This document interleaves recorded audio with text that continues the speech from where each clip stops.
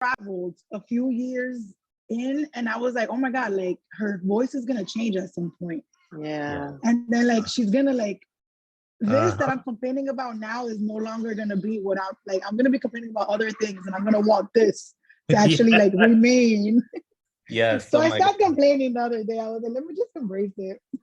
Embrace it before you know it, she'll be going off to college like my baby. Like 2 weeks I moved her into college. It went by like this. Eso fue, mira, yo todavía como que no estoy procesando de que se va para la universidad. So enjoy it, savor it. That's true. Yeah, my son's starting college in September. Wow. And my oldest daughter, she's gonna start at University of Buffalo in September. So it's like, oh wow, congrats. I don't have kids, but my niece, she, you know, before you know it, they're 20 and they go and hang out with your friends and then leave you behind. I felt so like hurt. I went to visit her and she went out with her friends and she didn't get back till like 12. Y yo de sangan en el cuarto de ella esperándola. I was like, Judy, go to bed. Go to bed. oh shit. My second grandson was born yesterday, so I'm at the grandma level now. There you go. Yeah. Oh, space, please. All right, so I guess I'll get started. Mariela's probably doing 100 million. No, Mariela's here. She just put in the chat that she's doing it through, I think, Angie's writers. But she put in the chat that she's here, and she said just let's record because people will be able to see. All right, cool. So again, just to reiterate a couple of things, right?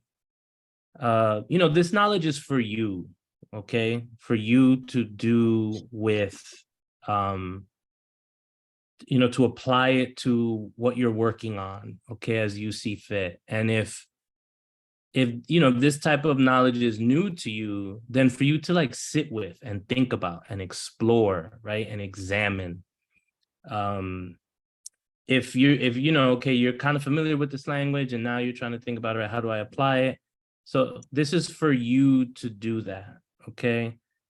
Don't try to just turn right around and give this to somebody else because you got to get it in you first, okay? You got to get it in you first. So, you know I say this a lot, but I move in a lot of circles where, you know, so whether it's poetry and literature, you know, whether it's, you know, martial arts, whether it's activism, people right away want to turn around and like, oh, let me just make a dope ass Facebook post and give all of this away that I just got. No, relax, chill, sit with it. Okay. Think of it as proprietary, like from me to you, it's for your growth. Okay. So please take this for you and for your growth. Okay. That's really important. Take a deep breath.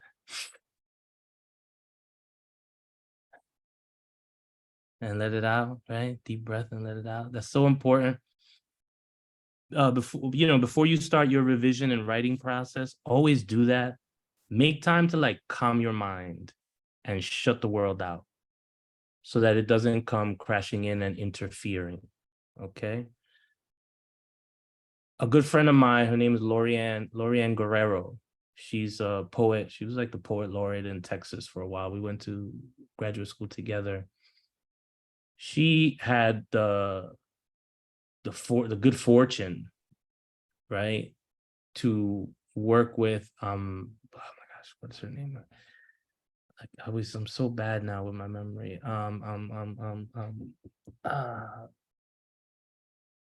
Adrienne Rich.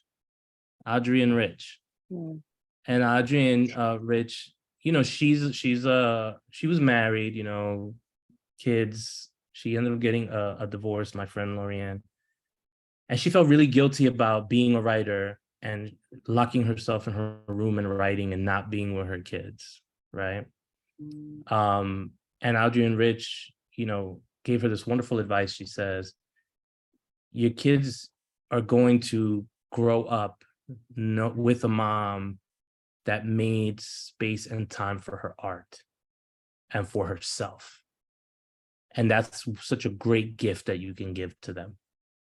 So whether it's your partner, whether it's kids, whether it's your career, whether, you know what I mean? Whatever it might be. It doesn't necessarily have to be kids, you know, it can be any other thing that we feel so compelled to like drop whatever we're doing to run to. When we take, you know, when we stop and we take that deep breath and we commit and we say, it doesn't matter, none of that matters. I'm going to commit to this page right now for however long I gave myself. That's really important. So, you know, just, I guess, keep that in mind. It's so important and it's so hard to do. Okay, it is so hard to do that's why you really have to center it. All right. The other thing is, whatever you write, remember, whatever you write, that's your material. Okay, that's your material. It's not trash. It's not garbage. When you sit there, you just work it to death. You put it through this process we're going to look at. Remember that whatever you put in your notebook, that's the material, that's the gold you're going to shape. All right. I got to keep reiterating this stuff because as writers, we forget. If we don't constantly tell ourselves this, we will forget. So whatever you write, that's your material. So to that end, this is your preparation right now for our next workshop. All right, which I'm trying to do in September. Get a notebook. Okay. Buy a notebook. Buy a nice like notebook. If you like Moleskine, get the Moleskine or Moleskine. I don't know how you pronounce it. If you know people who make notebooks, like I know people who make these fancy customized notebooks for you, get one of those, right? Get yourself a nice pen, make it pocket size or purse size so you could take it with you, okay? And the goal from starting when you get that notebook is that you write down the stuff that you see. You write it down, okay? Because whether you're writing poetry, whether you're writing fiction, whether you're writing essays, this is material, okay? This is material. So please do that. You're going to need that for the next one because the next one is generative. The next one I want to do a generative. Okay. And we're going to look at not just poetry excerpts. We're going to look at essay excerpts. We're going to look at novel and short story excerpts. Okay. Because I know I got storytellers here. I got playwrights. I got poets. I got people trying to write essays. So I know it's not just poetry. But the good thing about this thing we're going to do on lineation is that you can do this to any kind of line, whether it's poetry or prose, it doesn't matter. Okay. So let me just see if I can share my screen. She says she made me co-host. So hold on. Just go right into it. So just those few things share. This is it. This is it. Okay, so this is a Word doc right now. Hopefully you guys can see it. Can everybody see this Word document? Okay, good. When I share, I'm sorry? Can you expand it a little bit? Just like maybe 115 or? Like that? Yeah, that's good. Thank you. Okay. So when you guys get it, you guys are gonna get a copy. This is gonna be a PDF, okay? Because I still want to like tweak. I'm tweaking to the last minute. All right. So, you know, we're gonna start looking at the line by talking about diction, but I want us to think of a poetic line as a sentence. Okay. It's very tempting to write a sentence fragment, okay, or to write what is otherwise known as a dependent clause without that thing that makes it make sense, right? the independent part of it, right? So I want us to think about the poetic line as a sentence that either stands on its own in a stanza, a poetic paragraph, or enjambs, meaning rolls over into the next line, okay? So what do I mean? If we look at this first example from this poem by Willy Perdomo, it's called Que Viva Chango, okay? The poem has a refrain, Que Viva Chango, Que Viva Chango, okay? Here is the exposition, right? Doña Rosa kept praying into the black crucifix clenched between her palms. This is a sentence that enjambs, meaning it runs over into the next line, right? When we think of our poetic lines, if we wanted to write a long line, we would say Doña Rosa kept praying into this would be here, right? This way. And that's okay. Even if it was prose, an essay or a short story, this is what it would look like. Because in poetry, we break things down into stanzas that sometimes their length can be determined by syllabics, or their length can be determined by traditional meter, which is crazy. I don't mess with that. Okay. But we do that for musical purposes. So as we break this down, when you're taking your raw material, your raw notes, and you're trying to shape it into something, like I said, there's a lot of things we can do. You can bombard it with metaphors, right? You can bombard it with similes. Remember we did that, right? But then you can also start to go line by line and say, how can I turn these into sentences? And when we say a sentence is what? A thought expressed, okay? A clear thought expressed. Sometimes it's a simple sentence. I drank coffee, right? Or sometimes it's compound, right? I drank coffee and ate a bagel, right? Or, you know, sometimes it's compound complex. You guys know about all this stuff. I don't think I have to get too deep into it, but this is what you want to start doing now with your raw material, okay? How can I turn it into a cohesive sentence? And when I do that, how can I make this sentence as active, as engaging, and as propelling as possible? When I say propelling, I mean, I want this line to keep moving the reader to the next line, to the next line, to the next line. I want it to grab them so that they don't stop reading the poem or reading the story or reading the essay, okay? And the way we do that is we go word by word and look at nouns and verbs, okay? Nouns and verbs. Doña Rosa, noun. Praying, verb, right? Black, person, place, a thing, a color, thing, noun, right? Crucifix, thing. Clenched, verb, right? Palms. We want more nouns and verbs than filler words. We don't want a lot of adjectives. We don't want a lot of adverbs. We don't want a lot of modifiers, okay? We want concrete things and actions. This is what ends up driving people, propelling the poem forward, okay? And putting images and actions in people's minds as they're reading. Judy, you raised your hand. Yes. Can you repeat, we want more nouns and verbs, action words. Then adjectives. Then adjectives. Let's just say modifiers, right? We don't want modifiers. We don't want, you know, the very heavy coat. We don't want that, right? We either want the heavy coat or we want the coat like an elephant's trunk, right? That's simile. We want the coat as heavy as sorrow. You get what I'm saying? We don't want very heavy, so heavy. Like we don't want those kinds of words. Does that make sense, everybody? Right? We don't want modifiers. Now, I also want to look at, and it's down here. Again, I'm going to try and do as much as I can with these poems. All right. Because it's already 7:25 and I want to try and keep it to an hour. So where did I leave off? Nouns and verbs, as few modifiers as possible, even in prose. Okay. Now the hand is still up, Judy. Did you have another question or it's just, okay, just making sure. Notice something about the length of the words, right? In the lines. When we talk about syllabics, okay, so if we're using words that are concrete things and their actions, we also don't want the words to be too clunky or heavy.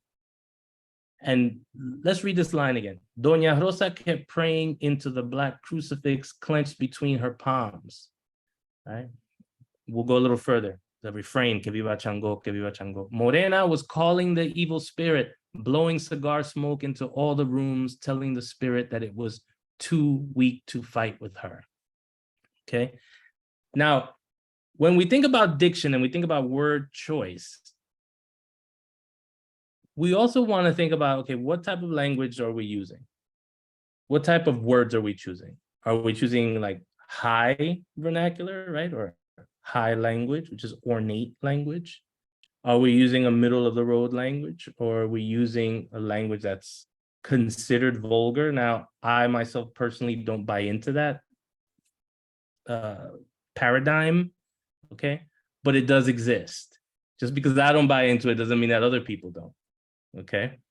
One of the things I try to do with my own poetry is to incorporate images and feelings that Rumi would try to express or convey, right? But then also keep the language straightforward and hood, which is close to my heart, right? So I want to have a combination of these three levels of language, okay? So where some people might say, oh, it's brisk outside. Other people might say, oh, it's cold outside. I would be like, it's brick out there, right? You know what I'm saying? Right? So with diction also comes, okay, the layers or the levels of diction, okay? In this poem, the kind of diction we're seeing, right, is the language of the everyday, but it's also very familiar to a certain demographic, right? To a Latinx, Afro-Latinx demographic is familiar with this language, is familiar with the ceremony, okay? This is also really important, all right? That as we go through and we're revising and we're choosing these nouns and verbs, and we're getting rid of these clunky modifiers, that the nouns and verbs we choose are nouns associated with what is happening, the action of the event, the culture that is partaking in the event, right? Am I making sense, y'all? Or am I getting too, you guys let me know if I'm starting to get too like, you know, okay? Now, this happens in layers though, and this is very important to understand. You're not gonna knock this all out in one revision. This takes multiple revisions, okay? But these are the type of things we need to be looking for. When we think about rhythm and music, okay, Doña Rosa kept praying into the black crucifix clenched between her palms. We don't have long, clunky words here, do we? We have 3 syllables max, okay? This is how this author is creating music, okay? By using syllabics as opposed to like, let's say, traditional meter, okay? Morena, 2 syllables, was 1, calling 2, the 1, evil 2, spirit 2, right? Blowing 2, cigar 2, smoke 1. When we read, we want to be looking at that, okay? What is the syllabic count of the words being used, right? How, let's say, complex are they, or how direct are they? When you're using these kinds of words, I hate to say it like this, but this dude reviewed my book and was like, he used the word simple, and at first I was a little bit offended and shit, right? but then, you know, they came back and were like, said something about the choice of the words or whatever, and how simple is better, okay? And that's my philosophy, that simple is better. So the way I'm explaining this to you is the way I go about my revision process. So for me, I'm always looking for the noun or the verb that is as straightforward as possible and has the least amount of syllables possible, okay? and then fits into the music I'm making or the voice I'm creating, right, for my work. Because guess what else starts to happen the more specific you are with your word choice? Your voice starts to come out. Your own voice. I use this example a lot, but it's because, you know, there's a lot of different ways I could use it or say it, but it's always true. I talk about cleaning that mirror until you see yourself fully.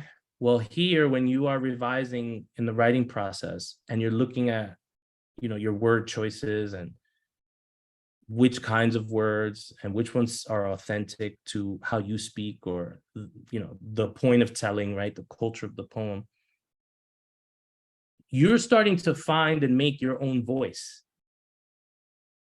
your poetic voice, okay? Or your authorial voice when you go through this process, all right? You do this enough, all of a sudden now you know what that voice is that you're looking for. You know what that sound is that you're looking for, okay? How we doing? Good? Yes? Yeah, we're good? Okay. Now, what else did I want to do? Let me just read a little bit of this, right? Diction is the reality the poem, story, or essay is offering the reader. The reader wants to enter a world where she finds familiar and shared, but also somewhat strange, okay? So a reader wants to read something. I read this, I know this. I know this circle right here that's happening. I know this ceremony. I've seen it, okay? You know, I've been there, okay? But I'll tell you what, when I read this poem, the last thing I expected was to see this in a poem. Because up to that point, I had not seen poems that did that, okay? So that in and of itself made it a strange thing for me. And, you know, Willie Perdomo is one of my favorite poets because through his poetry, it sent me going backwards to the Nuyorican kind of canon. And then I got permission to do a lot of things. It helped me realize a lot of things because I had been fed all these European cats up until that point, right? So it opened the door for me, all right? So again, as you're going through your revision process and you're trying to make these choices, you want the familiar, okay? You gotta like excavate to get to that point. But then at the same time, it's like, okay, where does the strangeness come in? And I believe that the strangeness is you. The strangeness is the writer's unique experience and perspective of this experience. Okay, that's the strangeness. Because we get down here to this poem, right? And here there's this this ceremony, and they're trying to do protection on Junito because people are trying to come and take his life. Okay. And his boy is there with him as moral support or whatever it is. But the poem turns, right? When Morena clapped 3 times and blew smoke toward me. She said, I know you too, to the speaker of the poem. You're the one who leaves before danger comes. Your saint comes to whisper in your ear. It tells you to go home, right? And this is the story of my life, by the way. This is me always like, oh, time to go, right? But scared because she was right, I got up ready to leave. Yesterday, after I left the spot, some kids tried to kill Junito while I was upstairs looking at TV, right? So almost like to confirm the whole superstitious thing, he drops this at the end, right? For me, that's the surprise, right? Like that's the turn of the poem. Because the point of telling is the point of a witness, the perspective of a witness, okay? Of someone watching this.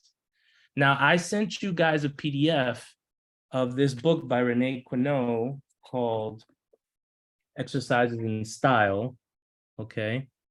And the PDF is in that link, is in that email, excuse me.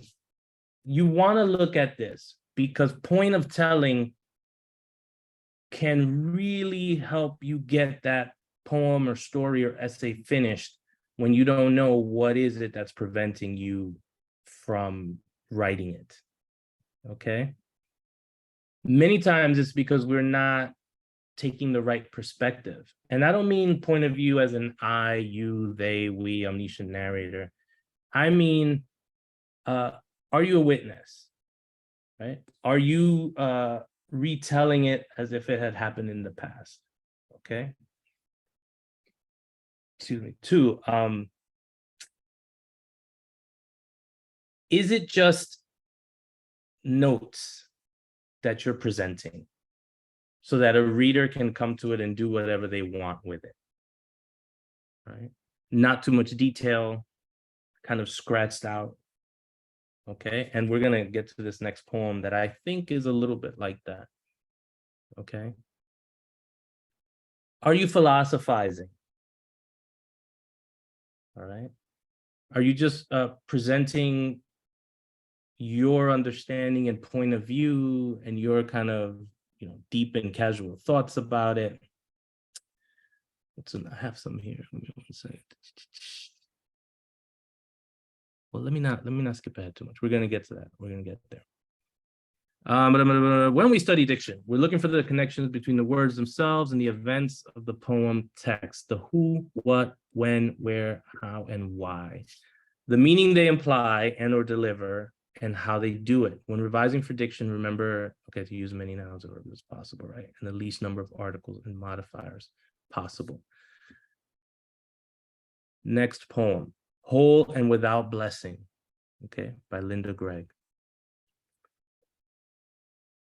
I chose this poem deliberately because some poets also take liberties. And with poetry, while I'm telling you, look at it as a sentence, okay, and write it as a sentence, some poets discard that, okay? And they start to fuck around with punctuation and they leave out conjunctions and they do things like that, right? But this is, again, intentional, all right?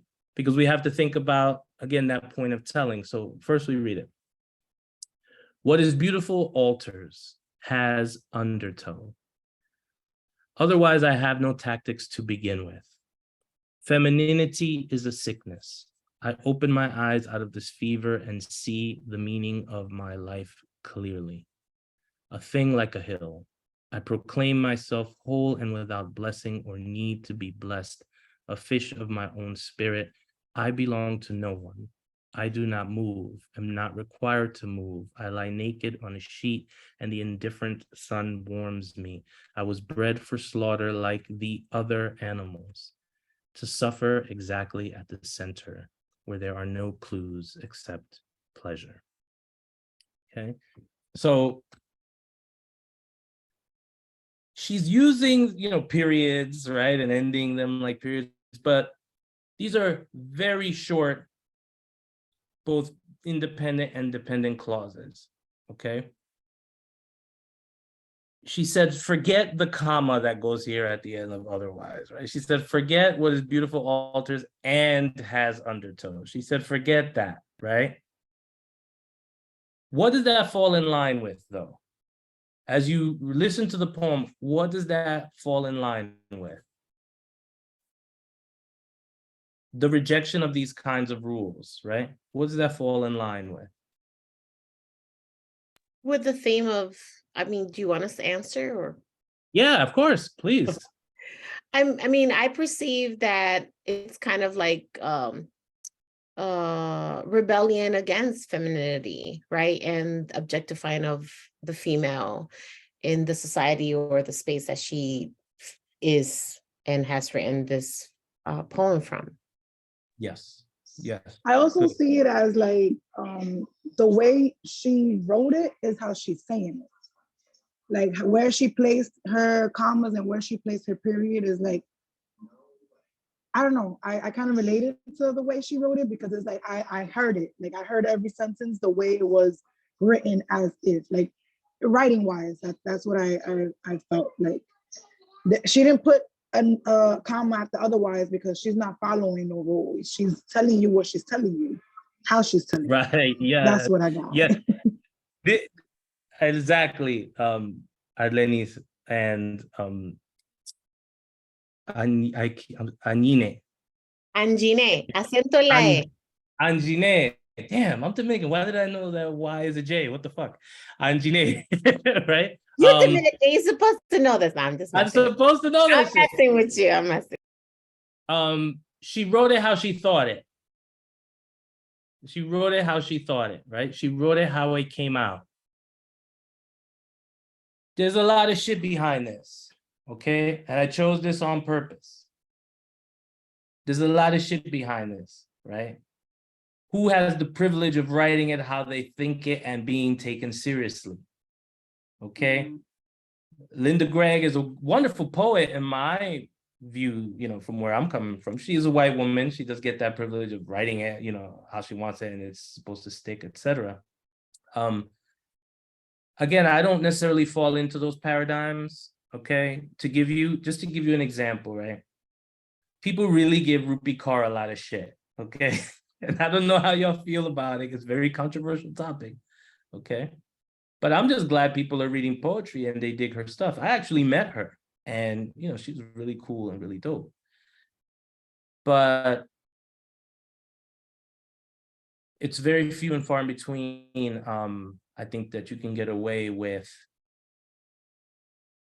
I guess, with not being like intentional about things like your grammar and stuff like that, right? She led this very kind of charmed life. She was a partner with a very famous poet, whom, if you read her work, you believe that he was stealing off of her. He was stealing on her.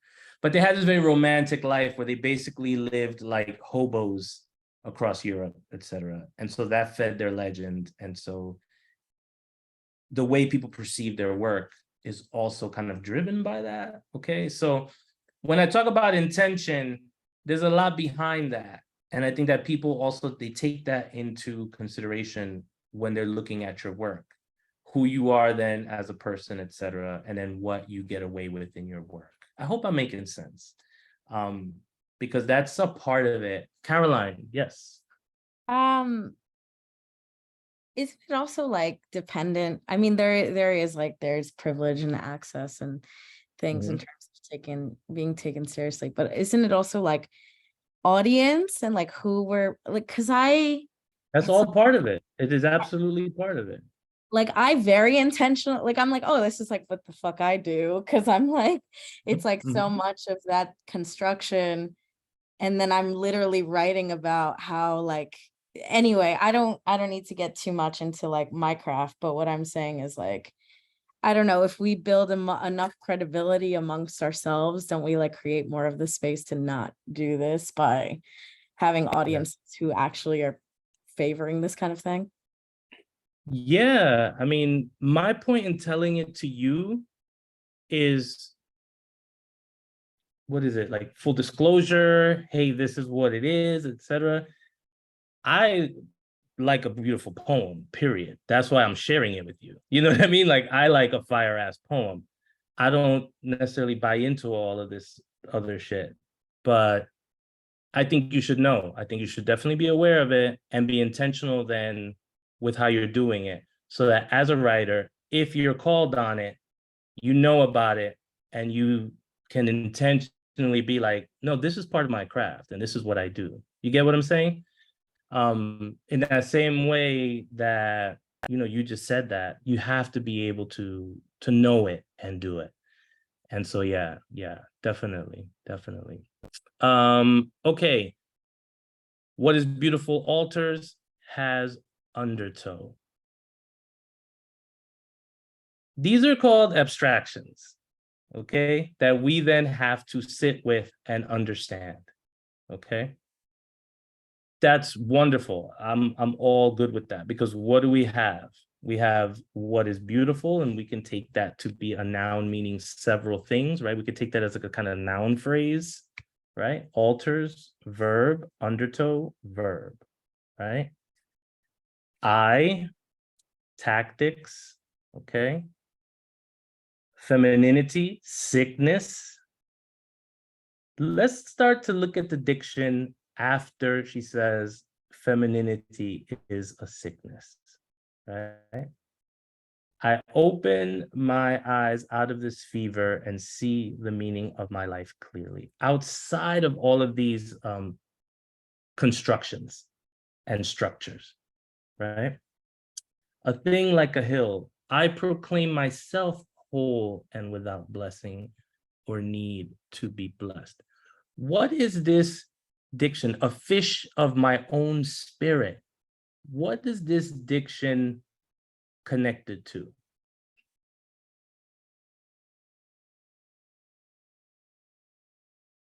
Blessing, fish, spirit, proclaim. In a terms of a system, like I mean, what I'm thinking about specifically is religion and the role of Yes. women in religion. Yes, Like, exactly. The Madonna, the Virgin Mary. Right. Fuck that. Yep. I'm out of this system. And this is, Yes. I'm Mary Magdalene. I'm Lilith. I'm like, Eve. Yeah. I'm virgin Yeah. female Yep. figures. Yep, exactly. It's tied to a kind of religiosity, right? But then this line is a line that really resonates with me, right? So she says, I belong to no one, I do not move, I'm not required to move, right? Meaning I'm not your marionette or whatever that might be, right? I lie naked on the sheet and the indifferent sun warms me. This line, I was bred for slaughter like the other. Now, enjambment, right? The entire line is, I was bred for slaughter like the other animals. But because of enjambment, the last word hanging on that line is other. Okay? Is other. And as a white woman writing this, right? And saying she was bred for slaughter like the other animals, the way other stays on that line is very important poetically, okay? Now, if it was like a character giving a speech and you have that line, okay, great, it still resonates, but the way, the shape that a poem takes, that line other hanging there, right? And this is the types of things you can do like with enjambment, right? And enjambment means this line, you just keep reading it like if it was, written straight across. When we get a comma, that's an end stop. That means we got to pause, obviously. But that line, like the other, and then animals. This is like, I love that line. That's just me. That's like what I get from that. So again, the diction connecting to the themes. Already, And sorry. no, go for it. For those of us who are, I'll speak for myself, who are not like in the world of like knowing the mechanics, like enjambment and these words, these phrases. What is it? You talked a little bit about the meaning. Can you say that for me so that I can like look into it? I'll put it in my notes and I'll look into it. It's gonna be on this document. It's gonna be like on the, but I'm gonna go over right now. So here, and let me do it this way because I think it's easier, right? So when we're going along, we're working on the poem, right? And so far, every line is kind of ending around here, right?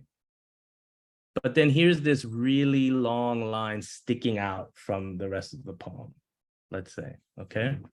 And we're like, all right, I'm trying to create either a rhythm, whether it's through sound, or I'm trying to create a visual rhythm in the poem.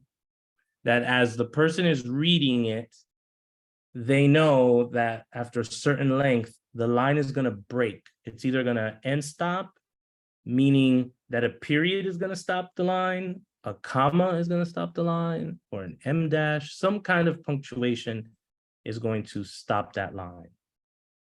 Okay, that's what end stop means. So if you look here at the poem, right, it says, what is beautiful altars has undertow, period. That's an end stop. The next line, same thing. Otherwise, I have no tactics to begin with, period, end stop. Femininity is a sickness, end stop. But then in that same line, I open my eyes out of this fever and see the meaning of my life clearly. That sentence winds around like a snake. Okay. And then that is enjambment. I know you're writing it down, Judy, right? I want you to see it. So you visualize, right? Here on this third line, we get femininity is a sickness, boom, period, end stop. But then we have, I open my eyes out of this fever and see the meaning of my life clearly. 1, 2, 3, that's enjambment. Because it continues, to the next line and wraps around. So enjambment is a line that wraps around down to the next line in a poem, okay? And so when we get to this line, I was bred for slaughter like the other animals, that line enjambs because it wraps around. But now let's look at, okay, what does this do for the way we read the poem and how it breathes, okay? Again, this is applicable to fiction, nonfiction, character dialogue, okay? What is beautiful alters has undertow. Otherwise, I have no tactics to begin with. Femininity is a sickness. I open my eyes out of this fever and see the meaning of my life clearly. That line is an exhale after these 3 successive short lines, okay? And this is then how the poem kind of starts to decompress, okay? We get these short, terse lines, and then it opens up into this long, winding line. Here, the poem exhales, okay? And syllabics, right? What we talked about, all right, let me not get into that yet. Let's just continue to do this. We're gonna get into that next.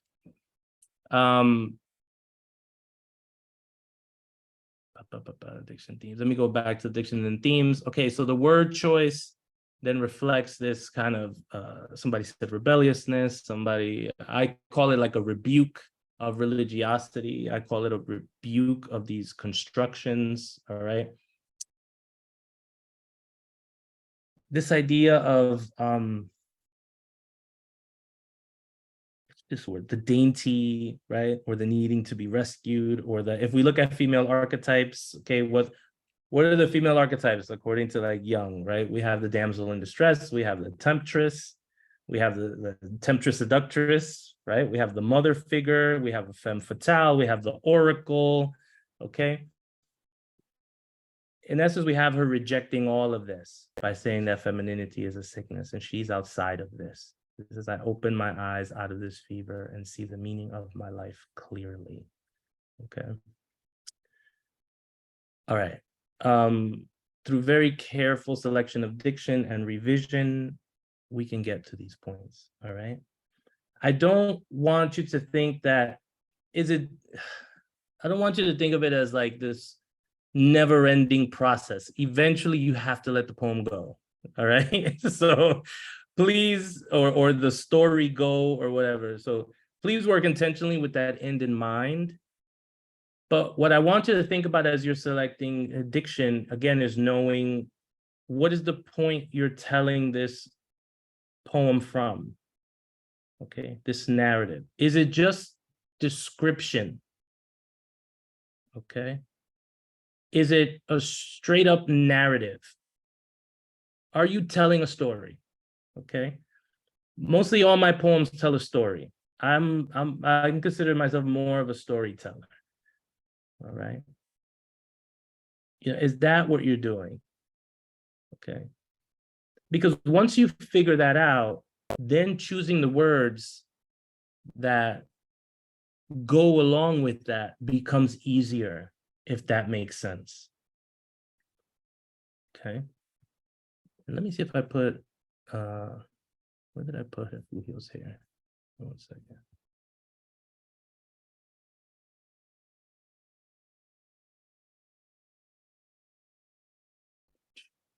Give me 1 second. Here it is. Okay. Case in point. This poem is very narrative. Okay, it's a straight narrative. All right. And now we're gonna read it, and then we'll talk about the point of telling. Okay. Refugio's hair. In the old days of our family, my grandmother was a young woman whose hair was as long as the river. She lived with her sisters on the ranch La Calera, the land of the lime, and her days were happy. But her uncle Carlos lived there too, Carlos whose soul had the edge of a knife. One day, to teach her to ride a horse, he made her climb on the fastest one, bareback, and sit there as he held its long face in his arms. And then he did the unspeakable deed for which he would always be remembered. He called for the handsome baby Pirin, and he placed the child in her arms. With that picture of a Madonna on horseback, he slapped the shank of the horse's rear leg. The horse did what a horse must, racing full toward the bright horizon, but first he ran under the alamo trees to rid his back of this unfair weight. This woman full of tears and this baby full of love. When they reached the trees and went under, her hair, which had trailed her, equal in its magnificence to the tail of the horse, that hair rose up and flew into the branches, as if it were 1,000 arms, all of them trying to save her. The horse ran off and left her, the baby still in her arms, the two of them hanging from her hair. The baby looked only at her and did not cry, so steady was her cradle. Her sisters came running to save them, but the hair would not let go. From its fear, it held on and had to be cut. All of it from her head. From that day on, my grandmother wore her hair short like a scream, but it was long like a river in her sleep. Right? What is the point of telling? Right? What is the point of telling? We know there's like a point, what is it? The point of view, right? First, let's start with that. What's the point of view? Is it first person, second person, omniscient narrator? What do we got here? Narrator. Omniscient narrator. Good. Now, what is the point of telling?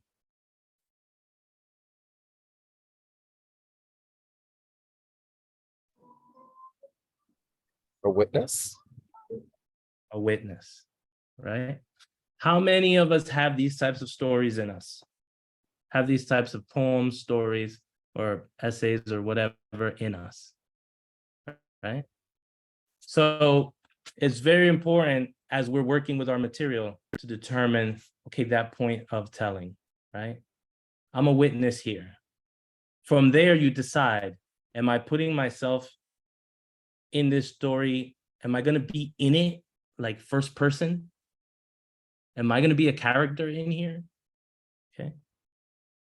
If not, if I'm going to be an omniscient narrator, is that role going to be of witness or judge or critic or comedian? Right? You get what I'm saying, right? What is the point of telling? This is so critical in a narrative because this lets you know then what you're doing, right? This guides then how you choose your words. This guides then, because diction also has a lot to do with tone, because the words you choose obviously have a lot to do with tone. And then also, obviously that creates the mood, etc. But if you revise with intention, guess what else it does? It will always be true to your voice.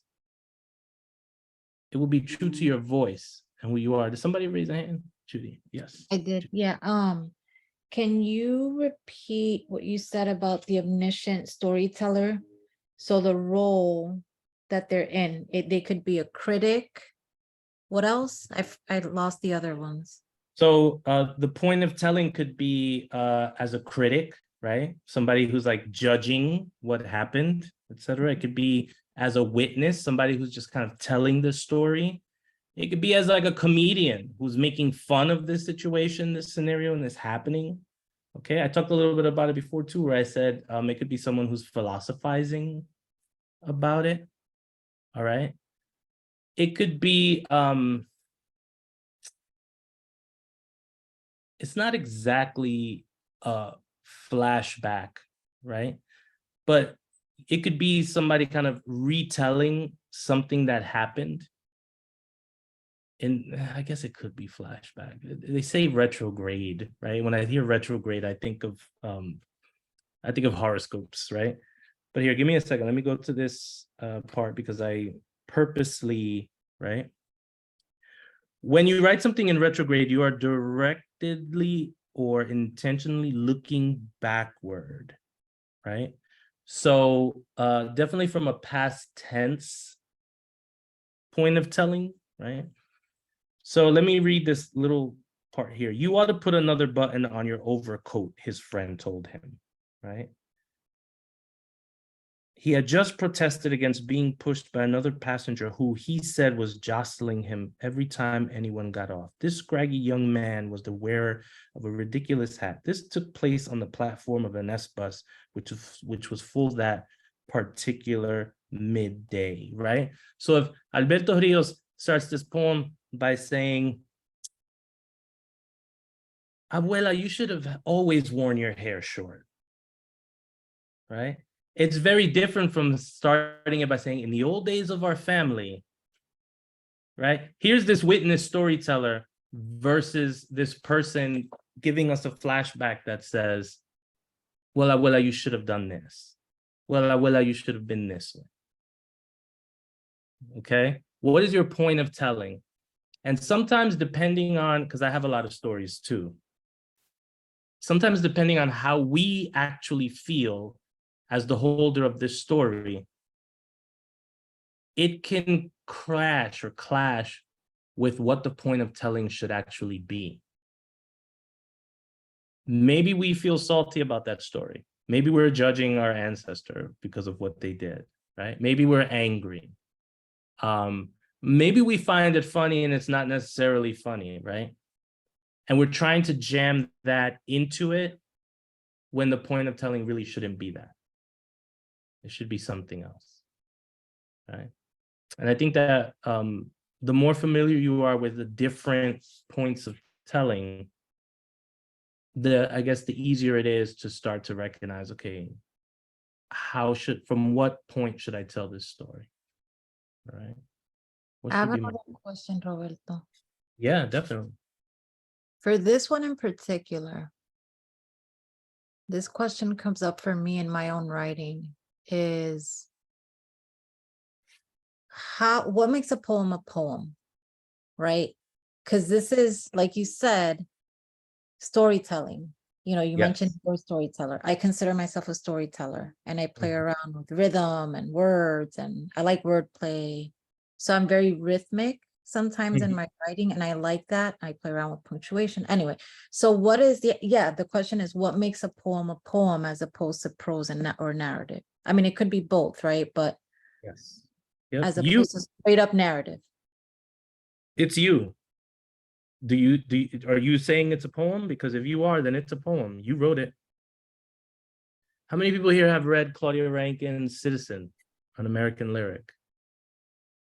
She calls that a poetry collection. When I read that with my students, they say, Professor, these are essays.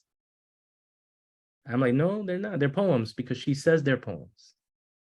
They are, as a matter of fact, lyric prose poems. You know? That's it. That's what matters. So that's what I was like in my mind, right? Again, in my own writing, I guess I identify or I distinguish or discern between I'm telling a story. I mean, again, it's all storytelling, right?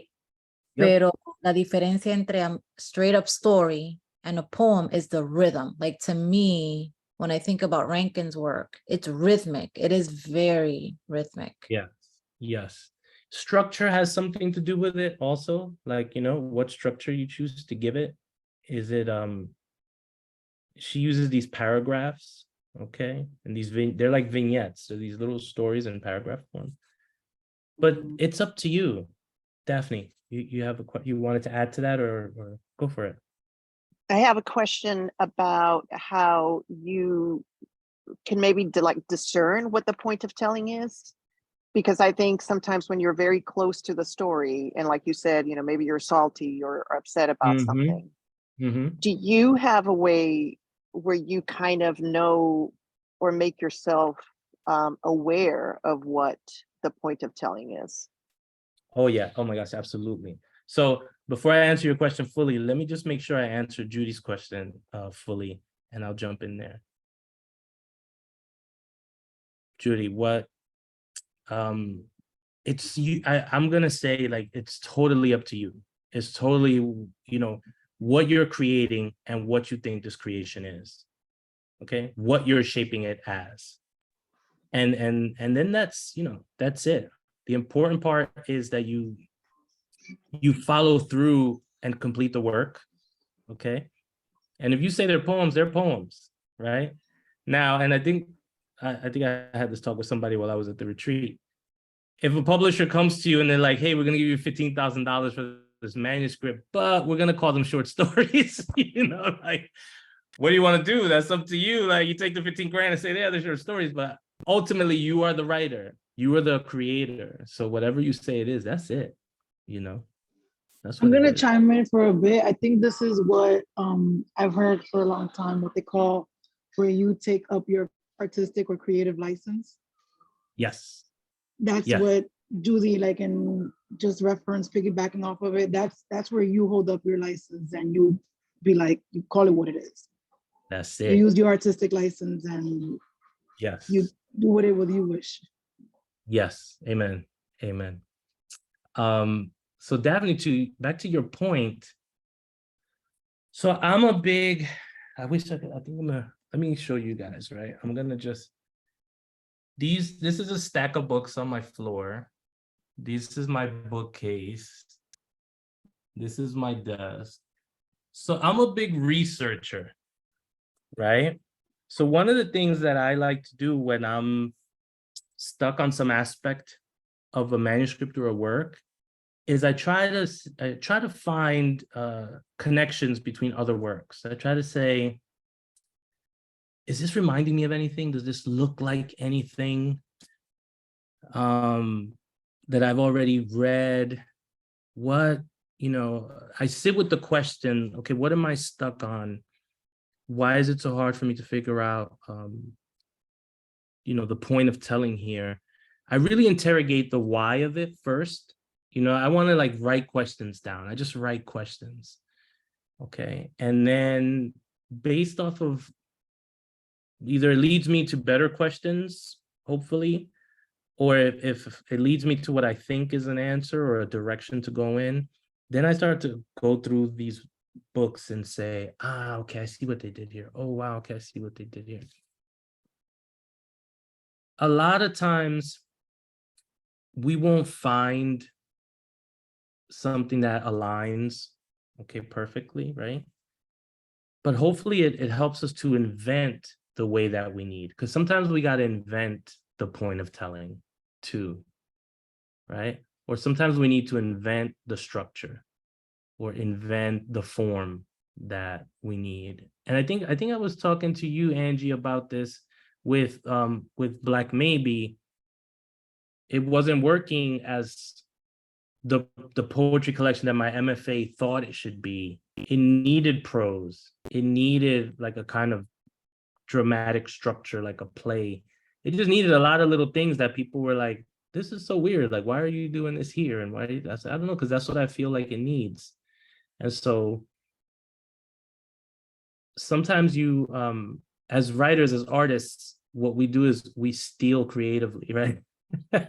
So be prepared to invent out of a lot of little bits and pieces, okay? But then also, if there's somebody you can talk to about it, that also is very helpful.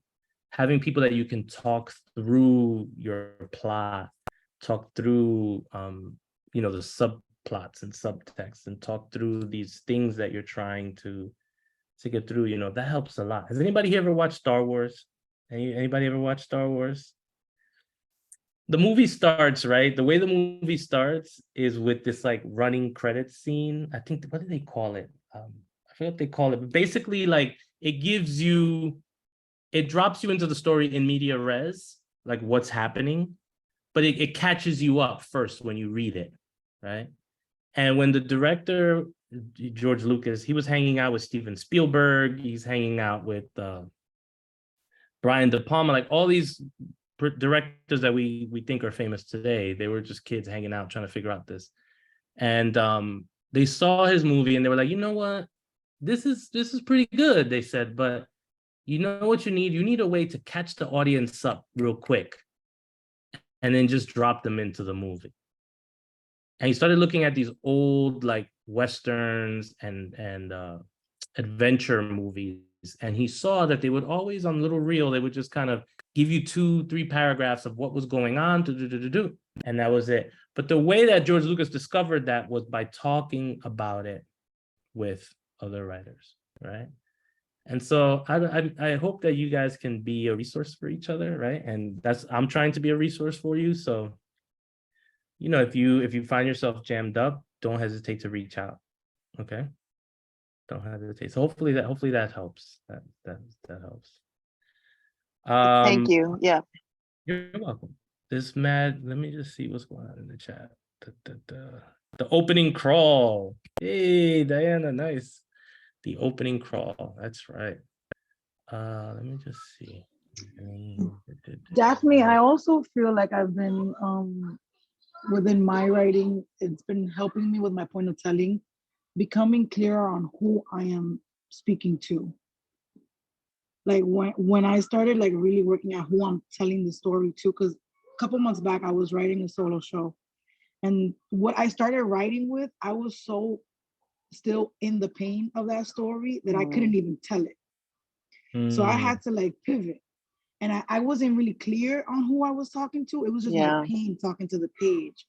So then like when I shifted and, you know, I was able to go into my trunk and find something else, I realized that what helped me navigate with the next story was that I began talking to my daughter.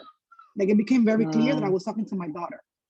And then when I started like writing, it kind of became so easy for me to speak because I wasn't editing. Like I want, if anyone's gonna talk to my daughter, and especially if it's gonna be me, telling her a story about me, I'm gonna tell her, you know, clearly. So that came out when I started doing that same thing with every other story I've been writing.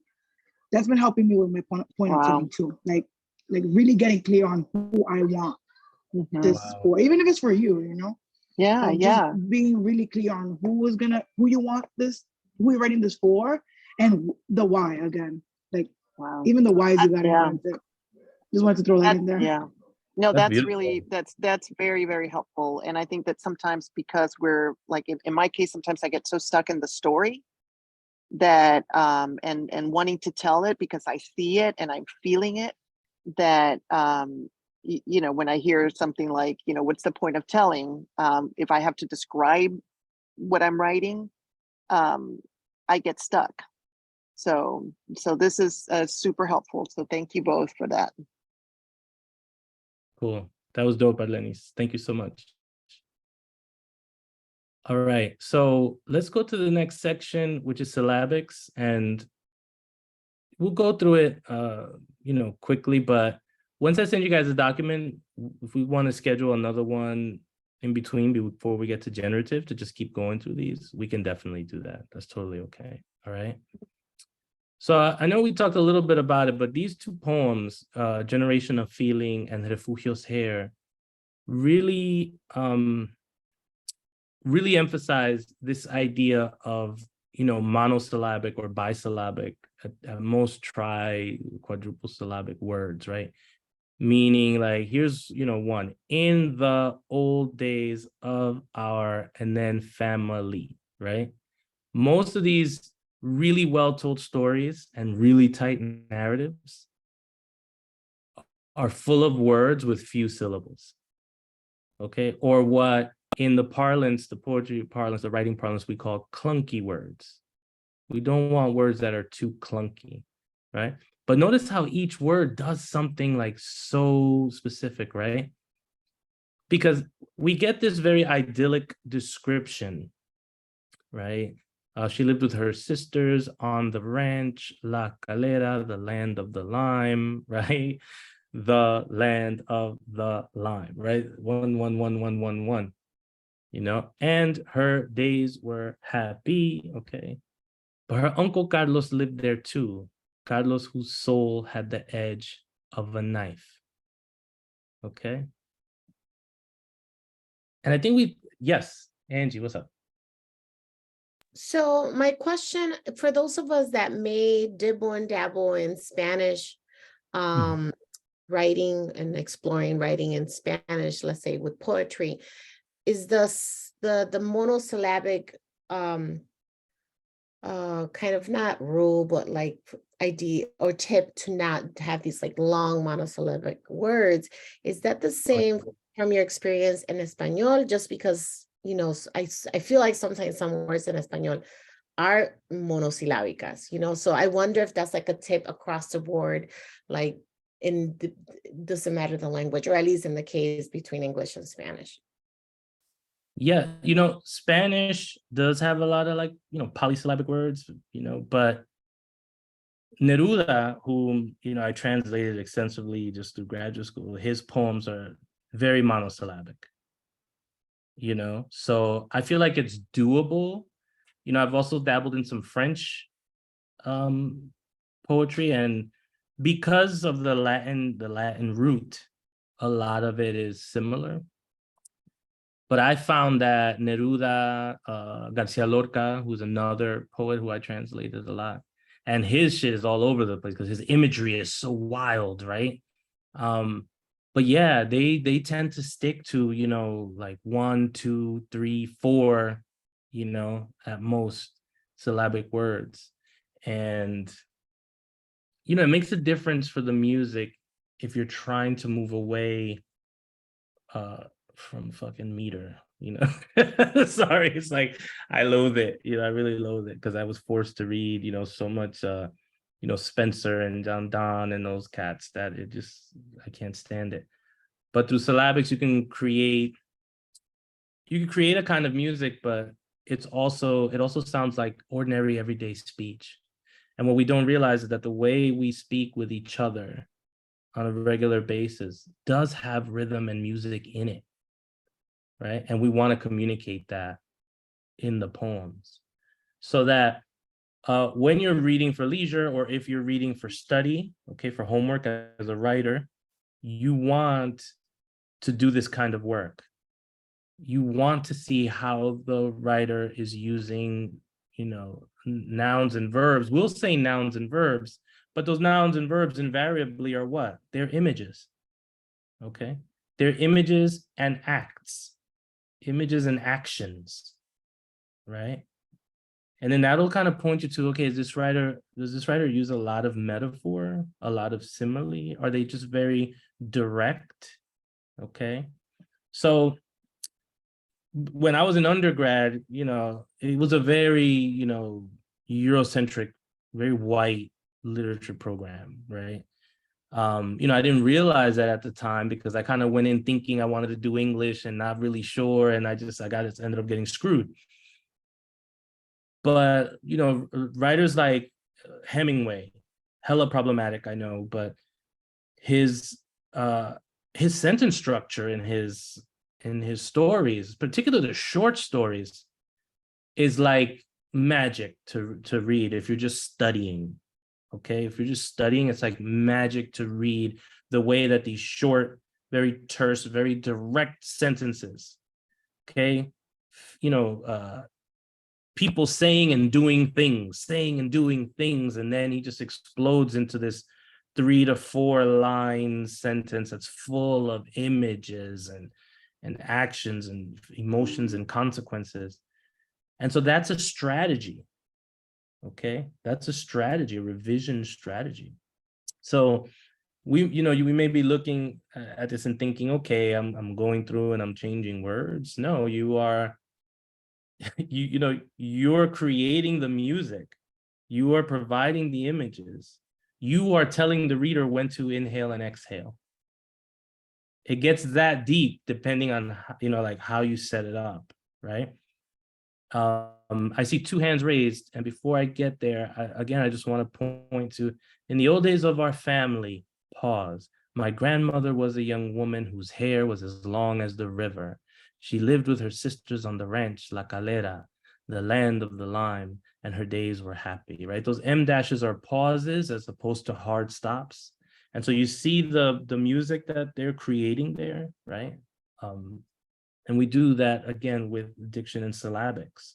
Yeah, thank you for sharing that. And it's interesting, just to wrap it up, and other people have to comment or question, but it's interesting because as you're talking about it, I'm like, como yo consumo la literatura, how do I consume literature and how do I express it, right? And there's different ways because of the formal education I had, but then the way I consume it, I love monosyllabic, specifically Caribbean, like, porque no corta la palabra, right? So yeah. I consume that, and I really enjoy that type of literature and poetry or in whatever, text. I really love to consume it that way.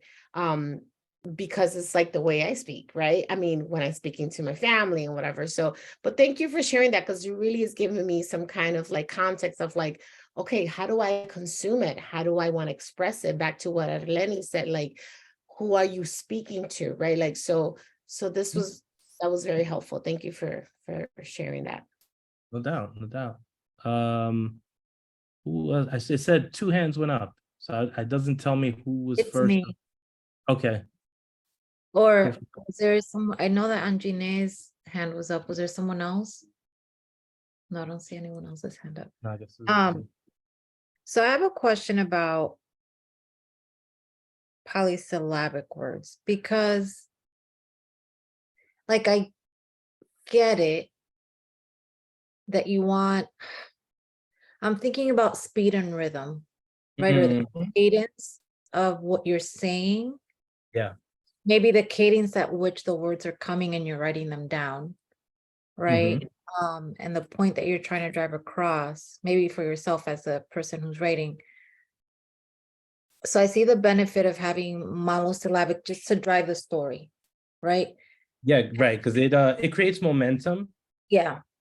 But you also don't necessarily, I don't think you don't want an entire poem of monosyllabic words, because then it starts to sound very drony, right? Like it creates a kind of yeah, and I think that there's beauty in that, right? Like there is beauty in the even like breaking them down into lines. Yeah. So I'm thinking of when I started what I call my bad poetry. I still call it bad poetry, but it's poetry nonetheless, right?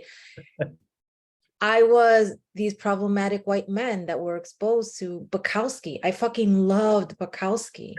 Yo, how short. I still kind of do. I hate that I like it. Listen, but Bukowski, there's something so beautiful about Bukowski, and he was a torture, like fucking problematic, super torture. And there's like this romanticism around Bukowski.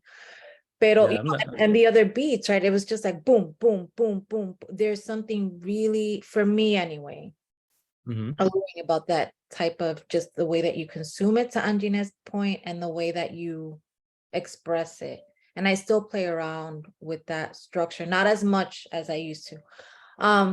And the point that I was trying to make, that maybe the contrast is, isn't there also beauty and rhythm and polysyllabic words? Absolutely. It may draw out the point, the story, the way, the momentum, like get to the point maybe. Pero there's play in that as well. No? Yes. Yes, definitely. I mean, I'm sure it's not either or. Right. That's another thing that I think is important to recognize, is that while this poem or these kinds of poems tend to predominantly be mono and bisyllabic words, right? 1 or 2 or maybe 3. They will put in some 4s in there. But let's also look at, and this is, where I was going, is it's the syllable count per word, right? But also per line, okay? Because let's say you develop a steady rhythm of 8 to 10 syllable counts per line, right? Each line is like 8 to 10. Maybe you get to that 10 by throwing a word like conjunctivitis in there. You know what I mean? Or maybe you get to that rhythm in your line by throwing a word like supercalifragilisticexpialidocious up in there. You know what I mean? Like, it just depends on what you need to keep the music going and to surprise the reader. Sometimes they could also be surprised by that. So this is something we're seeing in all of the poems, right? But you're not handcuffed to that. I think this is how we get new shit, right? Is that people think differently about it and they want to play and try other things. Yeah, right? I like the idea of like being subversive and breaking rules. Yes. So for example, you know, I write my little haikus just to keep myself in the act of writing. Yeah. Which sometimes I use haikus as a crutch because it's like it doesn't allow me to complete the thing that I have to complete. Yeah, it's a good writing exercise. That's a whole nother workshop. Right. Pero so for today, for example, I was trying to write a haiku and I couldn't get I think it was the last 5-syllable line. And I'm like, fuck, I can't find a word that keeps it within the 5 syllables to end it. But I also want to say fuck it and just write the word that's coming to me, but then it's no longer a haiku, right? Well, it is, but it just doesn't necessarily adhere to the formula, right? When I get into that problem, and then I wanted to try to get to syntax, but we're not gonna have enough time. Sometimes I rearrange the syntax of the sentence, and that will allow me to get to it. And that's what the haiku is really trying to kind of force you to do, is to really learn how to fuck with syntax, how to rearrange a sentence and make it do what you want to do. And that's what we were gonna go after syllabics, right? We only have till 8:30. I'm gonna let you listen to something. So I'm gonna stop sharing this for a moment, and I'm gonna pull it up because I want you to hear this poem sounds like. It has a lot of monosyllabic words, and I wanted to hear how the poet reads it so that you can, give me 1 second, Winter Tangerine. So you can, I guess, hear that sound, right? And let me now try to share this. And this one was gonna be for us to examine and look at, again, syntax, because this is an extreme example of rearranging sentences. And it's called A Poem to be Read from Right to Left. And it's by the poet Marwa Halal, right? And Marwa was Egyptian. She was born in Mansoura, Egypt. And she wrote this poem the same way you would read a book or the Quran, right? In Egypt, you would read it from right to left. So the poem, the whole syntax of the poem is switched over to match the syntax from that part of the world, right? So instead of starting here, you start here. I learned my first language second. See, native I'm mistaken for everywhere I go. To sun and moon like the letter yam, sound like lamb, but think like fox. So there's a lot of monosyllabic words, right? So I'm gonna play it so you can hear her, and then hopefully it'll. Poem to be read from right to left. I learned my first language second. See, native I am mistaken for everywhere I go. To sun and moon like the letter lamb, sound like lamb, but think like fox. Reminds me of this recurring dream, being chased in a circle like duck, duck, goose, but there were no other children. I got tired of counting the number of English words it takes to capture one in another. So a lot of monosyllabic words, and when there's a little run of them, you notice that she goes into a particular rhythm, right? Like she goes into this kind of rhythm like this. And she does it in other poems too. You can do a lot. You can create, you can really fuck with the rhythm by mixing up the number of mono and polysyllabic words. You don't have to just be married to one. Okay, you can play. Like, I think that's the that's the important thing I want to communicate, is that, you know, you can play. Okay. All right. I'll share this document that we were looking at here tonight with you all as a PDF. There's some other sections on it, and I think maybe we'll come back together, try to get to a couple of sections. If you have questions about it, we can, you know, look through it again. But here's one aspect, okay, of your revision process that you can get into and look at. Time with your manuscript is your best friend. You know, time is your best friend. You know, Daphne, to your point, you asked that question about how do you know what your point of telling is, right? I'm writing like this hybrid book right now where I'm retelling a story that's very famous that everybody knows, but I want to tell it from the perspective of, you know, of the Black people in the story that are overlooked, that are just given this much space, right? But I need to do it in a way that gives like everybody from that era space, you know? And I'm like, how can I tell that? I can't, you know what I mean? Like, I don't have a point of telling.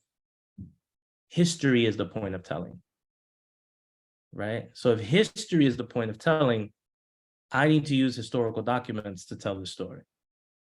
And then it became like docu-poetics. It's literally just made up of historical documents as characters explaining what happened, right? So, and I get stuck, like right now I'm stuck. I get stuck every 3 or 4, you know, pages that I work on, I'm like stuck for the next 2 or 3. And so I'm always thinking about, you know, how do I find this next point? Like who gets to talk? The only thing I know for certain is that the colonizing, you know, countries or powers aren't getting to talk. Like that's the only thing. And so that always reorients me, right? But it's a, you know, it's a constant struggle, I guess is what I want to say. It's a constant struggle, you know. I hope you guys feel helpful. Thank you. Yeah, thank you. Go ahead, what's up? Sorry, go ahead, Daphne. Thank you. That was like such a concrete example of what you just described and how you moved through that was very helpful. Cool. Because I think that that's in the questions of almost like who can best tell the story. Yes. Yeah. Yes. And yeah, so that was like super concrete and helpful to me as well. Thank you. And you're gonna hear me say this a lot, and I know it's a drag, but it's really important that you guys like read through this stuff on your own, because again, all I can do is walk you through like, okay, what my process is and what I've learned from other people. You got to take that and make it your own, so that your own voice remains yours and is not changed by anyone, okay? And if you really consider yourself like, if you're really like, oh, I'm just starting out, you know, one of the things I did, and one of my writing professors told me, is like, who's your favorite poet, like out of all these poets you're reading? And I was like, oh yeah, it's Willie. And they were like, imitate his work. Just write like Willie, right? And I was like, fuck it, all right. So everything, the poems, the short stories, you know, I was writing short stories a lot, like what's this guy who wrote Great Gatsby? You know what I'm talking about, right? Fitzgerald was Fitzgerald. I was writing short stories like him because I was just trying to imitate somebody like Hemingway. But then that led me to my own voice. That really led me to my own voice. You know, some of you guys already know you guys are at all different levels. So that's just something to think about, right? To play with. But yeah, I'm gonna say read a lot, because that's it. That's what it is. Like, you said the name of that book is Point of Telling or Point on Telling. What is it? No, it's Exercises in Style. It's called Exercises in Style. Got it. It's translated from French to English. I put the link to the PDF in that email I sent Arlene, so you should have it. Okay. Judy, what's up? That too. By the way, that poem was fire. Yeah, it was really good. I love the structure. See, I focus so much on structure sometimes, like the just in like how I read. Pero the reading from right to left, I was like cognitively, I'm like, all right, right to left, but my eyes were going left to right. So just that in itself, that the writer, the author has the ability to do that, right? To do that to the reader. Yes, to make you shift your thought process.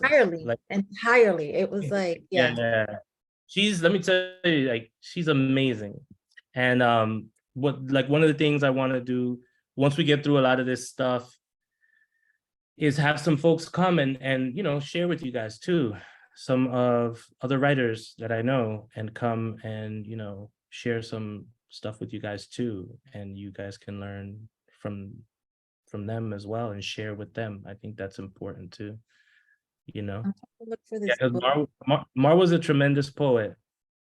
She's just fucking badass too. Like, this lady was Trika teaching her book, right?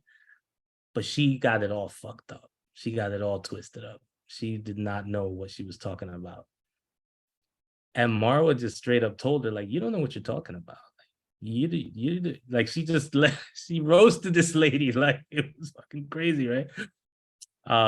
Wow. So she's also like where I want to see all of y'all get to. Like, don't fuck with me in my work.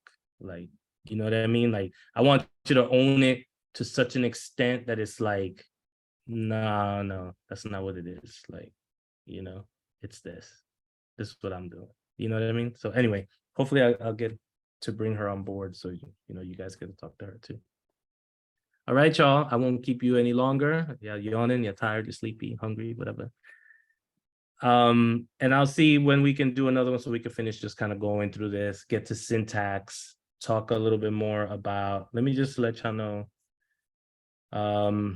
So syntax was the next thing, okay? Just looking again at clauses, independent and dependent again, looking at end stops, right? And then really going into point of telling more concretely and looking at these examples as a way to get to that, okay, and talk about those things. So that's also on the document, okay? And yeah, we'll build, all right? Thank you so much, Roberto. Thank you. Sure. Really, thank you for your time. Thank you. No Bye, Profe. Thank you. Nice to see everyone. Yo, Profe. Hasta la próxima. Hey, everyone. This also felt very much like the retreat is virtually hanging on. Yes, I love it. I love it. holding Like, we're all on to hanging this on to each life. other. Like, yeah, like we're all in each other's pockets now. Yes, So this is yes. Listen, you're all writers. You gotta do the, you gotta find a way to do this for each other and for yourself. That's important. Okay. Yeah. All right. All right. All right. All right. Peace, Love Bye. Good night, everyone. Chaito. Bye-bye. Bye. Ciao. Oh, the chiquita.